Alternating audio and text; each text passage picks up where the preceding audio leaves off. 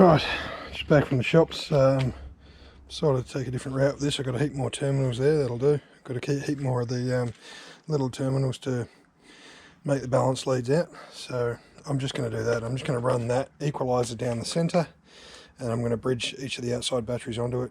The main feed wires will still be positive, positive, positive, and negative, negative, negative. I'll have 3 main feeds. I've got longer bolts to go into those holes, so I can fit 2 terminals under each one. Unfortunately, I made a mistake again, got the wrong sized terminals for the cable I've got, so I'm going to be over crimping them, but we'll see how it goes, eh?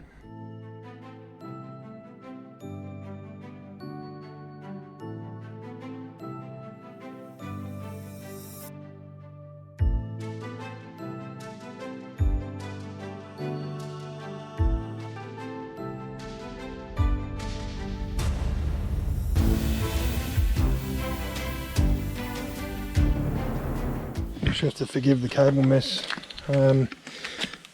With these things, it's quite interesting. This is the negative, and it's going to be attached to these two by virtue of the fact that it's going through this, which you, given the currents that are going to be flowing, you'd hope that's pretty low resistance. So I'm not going to run a wire to the negative of these two, right? I'm just going to assume that it can get there via this cable here. For the positives, I have to run a wire over, so I'm going to roughly say that much will do, and I'm going to crimp a terminal there, and a terminal there, and that'll take care of the first set of batteries on the first row, right? It's very little current that'll be allowed to flow between the 2 batteries, but you don't expect that when you're talking 50 amps of total discharge generally, that 6 strings are going to go that far out. At least you'd hope not anyway. In any event, it's no smaller than the wire that you would use on a balance charge anyway, so fingers crossed, eh? We'll see what happens. As for the negative, for the next one, I'll just stick it underneath the same, I'll just put it here with this one, because they're linked anyway.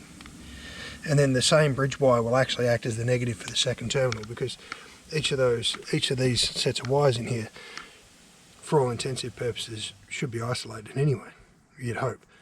Guess we'll find out soon enough, won't we? I don't know. Didn't catch fire when I had it wired up before, so I'll come back once I've got it all ready.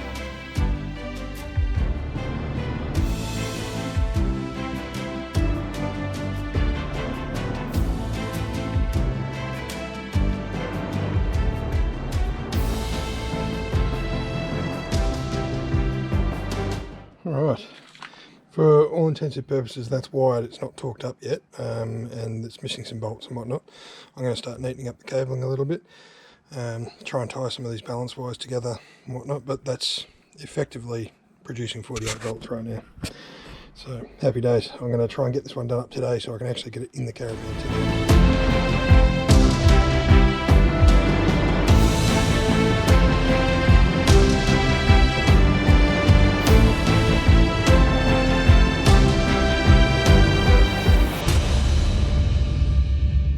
Well, I do like it when plans come together because I can move it even with one arm, which I think, again, this one's for old Rodney, the guy who commented on the Facebook post. You bloody jackass. It's not that heavy, mate. The caravan's not going to suffer. We've got 700 kilos of payload. Anyway, pop the camera down, slide this thing into situ, and see if I can jack it up. Just sliding out of the van, realised I've got to cut the winch off. I haven't done that yet. In any event, my plan to wheel this thing around is working a treat, even though I'm scratching all my paint off. It is way lighter than I thought, so one arm, you can move it. That's awesome. I gotta go get a grinder, cut that bloody thing off. Why did they weld it and bolt it? That doesn't make any sense whatsoever. Right, I'm leaving it at that today. That's enough.